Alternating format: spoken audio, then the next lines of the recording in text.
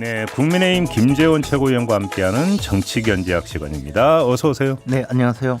조금 전에 홍준표 후보는 몰랐던 것 같은데 수소 어떻게 만드는지 혹시 위원님은 아세요? 우리 지역에 수소 연료전지 발전소를 만들려고 한번 시도한 적이 있어서 또 연구를 많이 했어요. 또 연결이 그렇게 됩니까?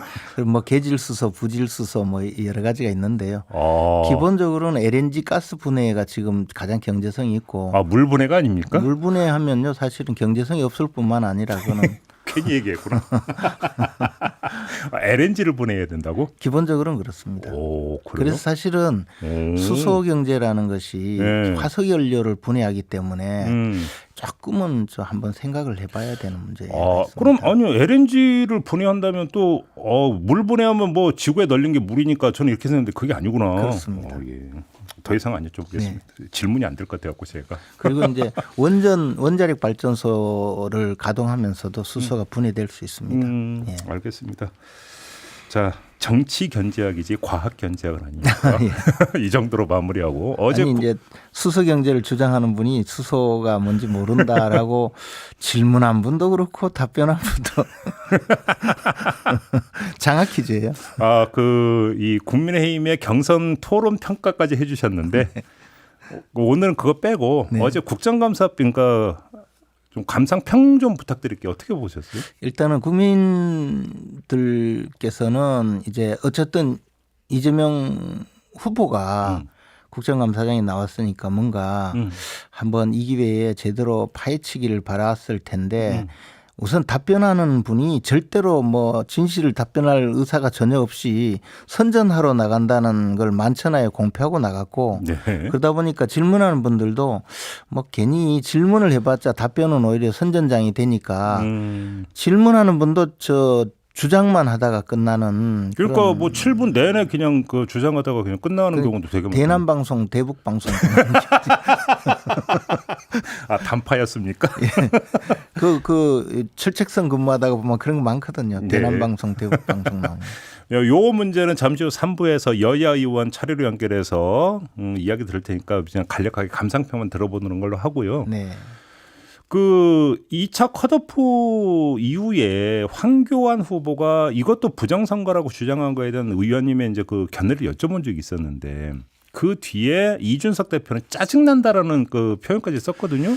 근데 그리고 나서 황교안 대표가 또 이준석 대표를 명예훼손으로 고소하겠다고 하고 이거 어떻게 가는 겁니까 방향이? 그러니까 이제 황교안 대표 주장을 잘 들어보면 뭐 4.15 총선이 부정선거니까 뭐 우리 당의 그 경선도 선관위가 좀 일부 개입해서 부정선거다 뭐 그렇게 주장하는 것 같아요. 그리고 근거가 없어요. 근거는 뭐 자신은 제보가 확보되어 있다 그러는데 뭐 근거도 없이 그 경선 결과를 공개하라 그런 주장인데 사실 제가 전부 다 검증을 했고 한데도 막 그걸 인정하지도 않고 언제 어디에서 어떻게 검증했느냐 그 참석한 사람은 누구냐 뭐 로그 기록 봤느냐 뭐 계속 이렇게 주장하면서 이제 가처분 소송을 냈거든요. 그에 대해서 이제 이준석 대표는 이게 무슨 총선 부정선거뿐만 아니라 당의 그 경선까지 부정선거라고 주장하고 이렇게 하니까 이거는 보수 진영 전체에 뭐 악성 종량이다 이렇게 공격을 하고 맞아요. 그러니까 이제 황교안 대표는 명예훼손이다 이러는데 제가 봐서 황교안 대표가 해도 좀 너무한다는 생각이 들고 그렇지만 악성 종량이라고 하면 치명적인 어떤 상처잖아요. 그건 도려내야 되는 대상이죠. 아니 이제 그냥 두면 거의 생명에 위협을 가할 정도로 그 심각한데 사실 황교안 전 대표가 주장하는 데 대해서 크게 동조하는 분들도 많지 않고 또 뭐 그렇게 관심을 많이 보이는 것도 아니기 때문에 악성 종양까지 힘이 있는 건 아니고 제가 보기에는 뭐 스컹크 정도 아닌가. 아주 그냥 지금 우리를 조금씩 괴롭히기는 하는데 뭐 그렇게 그 스컹크라는 게 그 동물 얘기하는 거죠. 예, 그 악취 뿜어내는 거의 하여튼 한번 들어와서 악취를 뿜어내고 나면 하루 종일 그 장소에 들어가지 못하는데 좀 이제는 좀 그만했으면 하는 생각이 있습니다. 그리고 뭐 이준석 대표가 징계하겠다고 하는데요. 사실 좀 걱정스럽습니다. 제발 저렇게 계속 가면 안 근데 되는데. 후임 대표가 전임 대표를 징계하는 그런 전례가 있나요? 근데 지금 황교안 전 대표께서 이렇게 저렇게 주장하는 것 자체가 저도 좀 이제는 선을 넘었다고 생각하고요. 심지어 저는 황교안 전 대표가 공천을 멋대로 해서 4.15 총선에 사실 출마도 못했는데 저보고도 4.15 총선 부정선거에 가담했다는 식으로 이야기하는 거 보고 아연실색하지 않을 수 없습니다. 위원님한테도 그렇게 얘기했었어요? 아니 제가 소속하고 있는 그 법무법인이 있는데요. 제가 변호사니까 제가 뭐 지금 나가지도 않아서 제 방이 어디 있는지도 모르는 그런 법무법인인데 그 법무법인이 4.15 총선 그 부정선거 소송의 그 선관위 측 대리인을 하고 있다는 거예요. 그래서 저는 그것도 이번에 황교안 전 대표가 주장하기를 처음 알았는데 제가 소속된 법무법인이 그 선관위 측의 대리인이라는 것도 처음 들었는데 그게 저하고 무슨 관계가 있느냐는 거죠. 더군다나 당내 경선의 당내 경선에서 공명선거 추진단장을 맡고 있는 제가 4.15 총선에서 부정선거 의혹을 제기한 소송의 선관위 측 대리인을 제가 소속된 로펌의 제가 누군지 모르겠는데 하여튼 그 소속된 변호사가 담당하고 있다는 사실로 지금 공명선거 추진단장을 맡긴 것 자체가 부정이 있고 제가 그 4.15 총선의 부정행위, 부정선거의 한 축이다 이렇게 주장하면 이제 이것은 정말. 근데 위원님 말씀 들으니까 위원님 개인적으로도 화가 많이 나신 것 같은데. 아니 저는 뭐 화가 난 게 아니고 스컹크니까 그냥 뭐 그 정도 생각하죠. 뭐 이거 뭐 길게 뭐 질문 드리고 싶은 생각은 없는데 저도 요거 하나만 좀 근데 여쭤보니까 속칭니까 황교안 대표 부정선거 주장에 꽂히신 거잖아요. 그 꽂힌 결정적 계기가 뭐였을 거예요 도대체? 저도 모르겠습니다. 넘어가죠. 네. 그 이제 3차 경선이 진행이 되면서 마수 토론이 진행이 되고 있고. 네. 그 1차 마수 토론 이제 저도 봤는데 뭐 뜨겁던데요. 근데 문제는 그것도 뒤끝이 또 나오고 있는데 어제 나온 건 윤석열 후보가 홍준표 후보 어깨라고 합니까? 툭 치면서 뭐 했다라는 영상 막 돈 거 보셨죠? 네. 어떻게 보셨어요, 위원님? 근데 제가 그걸 봤어요. 예. 입 모양이 하여튼 오해받을 소지는 충분히 있어요. 일단. 그래요? 뭐 그만해라. 그만해라. 진짜 뭐 이런 예. 저 입 모양 그 독순술 하는 분들은 아마 정확하게 알 수도 있을 것 근데 같은데. 후배잖아요. 윤석열 후보가 홍준표. 근데 이제 이날 그 배경을 잘 보면 그날 저 1대1 마스 토론할 때 그 전에 당 해체 발언으로 홍준표 전 대표가 버르장머리 고치겠다고 만천하에 공표하고 이제 시작을 했거든요. 들어가서는 조금 뭐 그냥 흐지부지 되긴 됐는데 그 얘기는 별로 안 하던데. 예, 버르장머리를 못 고치고 끝났는데 만에 하나 정말 그 들리게 말해요. 들리게 툭 치면서 그만해라 진짜 뭐 짜증 난다 이렇게 했다면 진짜 버르장머리 고치겠다 그 이후에도 하셨을 텐데 지금까지 조용하거든요. 그러면 그 말은 아니었을 수도 있는 겁니까? 그것인지 아니면 혼잣말로 이제 보면 앞이 안 보일 무렵에 이렇게 그 툭 치면서 뭐 그러니까 사실은 가장 잘할 사람이 홍준표 후보잖아요. 네. 그잖아요. 근데 별로 말이 없더라고요. 그러니까 그게 이제 우리가 혼잣말로 그냥 잘 안 들리게 그렇게 한 것인지 아니면 다른 말 한 것인지 제가 봐서 두 분 사이에 그런 대화가 실제로 오고 간 거는 아닌 것 같고요. 툭 친 건 이건 어떻게 보세요? 아니 그야 뭐 저 정겹게 또 아주 환하게 웃으면서 툭 쳤기 때문에 수고하셨습니다라고 받아들일 수가 있었겠죠. 어쨌든 그래요. 굉장히 재밌는 광경이었습니다. 그래요. 만약에 그 이야기를 들었다면 진짜 버르장머리를 제대로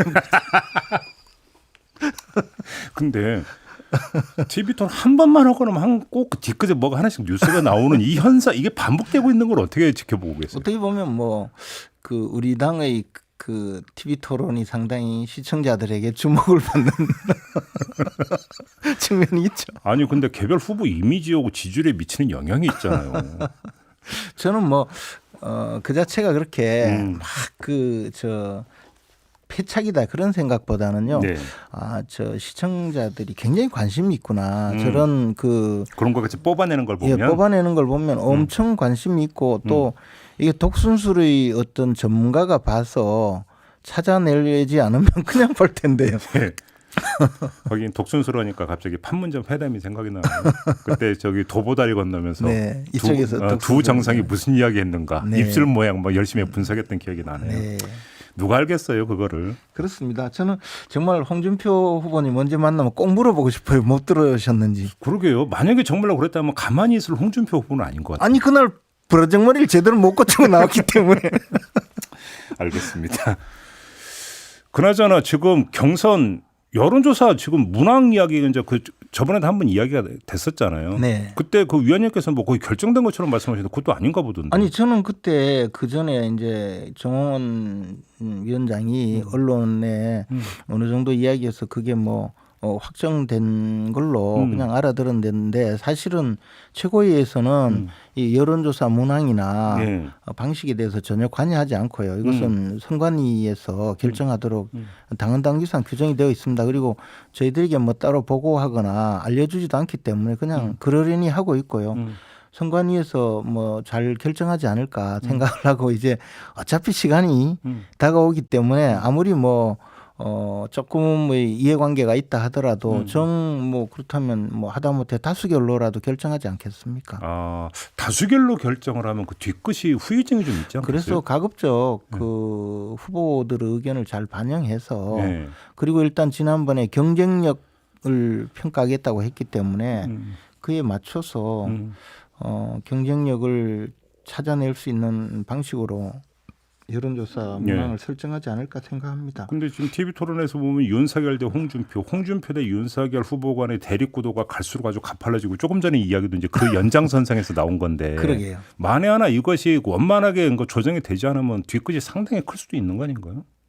그러니까 근데 이제 결론은 그 당헌 당규상 선거관리위원회가 결정하게 되어 있고 그 선거관리위원회 여론조사 소위가 있어요. 예. 그리고 여론조사는 하여튼 해야 되거든요. 해야죠.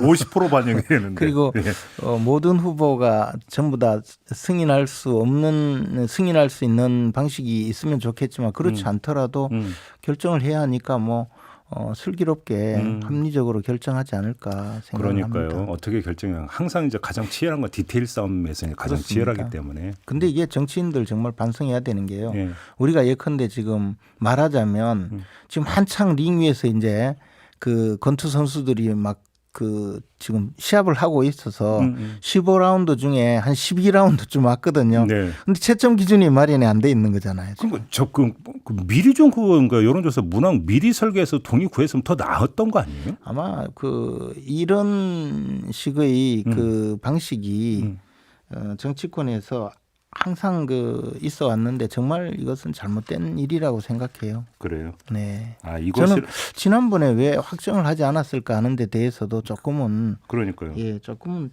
의문스럽습니다. 알겠습니다. 그나저나 그 최재형 감사원장이 홍준표 후보고 손을 잡았던데 네. 저희가 뭐 이제 그 경선 끝나고 그러니까 당 차원 선대위 꾸려질 때 합류하지 않을까라고 하는 예상을 보기 좋게 그렇습니다. 비웃으면서 이제 홍준표 후보고 손을 잡았는데 위원님은 어떻게 분석하셨어요? 그 배경을? 뭐 어쨌든 말씀은 다 하셨잖아요. 홍준표 후보가 더 경쟁력이 뭐 있다든가. 도덕성, 확장성 뭐 여러 가지 이야기를 했죠. 어쨌든 알게 모르게 최재형 후보가 홍준표 후보 쪽에 더 호감을 가지셨지 않는가 그런 생각이 드는데 사실 반향이 적지는 않을 거라고 생각합니다. 아 그래요? 네. 어떤 점에서? 왜냐하면 그냥 일반적으로 의원 한 분이 합류하는 것과 초기에 이제 대선 주자로서 최재형 전 감사원장은 우리 당에 입당할 때부터 상당히 그 각광을 받았거든요.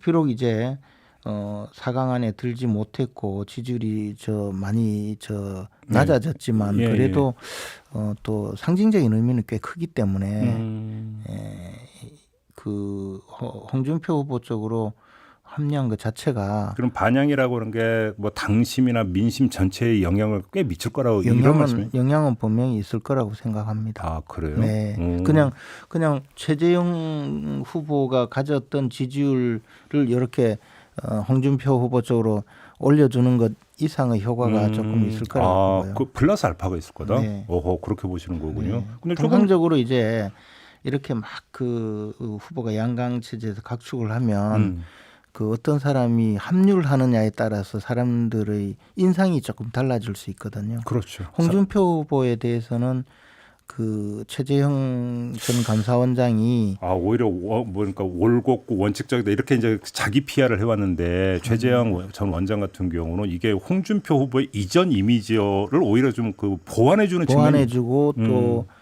조금 도와주고 거기다가 알게 모르게 그동안 홍준표 후보가 당내 세력 구도에서는 굉장히 약세였거든요. 그걸 상당 부분 보완해주는 효과는 가질 거라고 봅니다. 어제 최재형 전 원장하고 저희가 인터뷰인데 바로 그 점을 지적을 하던데요. 그러면서 어떤 뭐 이제 당내 구도 부분 얘기하면서 뭐 개파 비슷한 이야기까지 하더라고요. 그것까지 고려가 됐다고 봐야 되는 거군요. 그러면. 네, 그리고 홍준표 후보 쪽으로 그 지금 세를 모아주는 분들이 사실은 당내 세력이 별로 없는 분들이 좀 가기 때문에 그런 점도 이현주 의원이라든가 이런 분들의 합류도 사실 개개인 자체의 뭐 어떤 저 지지율이라든가 국민적인 그 지지보다는 조금 더 효과가 크다고 보여집니다. 알겠습니다. 자, 이렇게 마무리하죠. 고맙습니다, 의원님. 네, 고맙습니다. 국민의힘의 김재원 최고위원과 함께했습니다.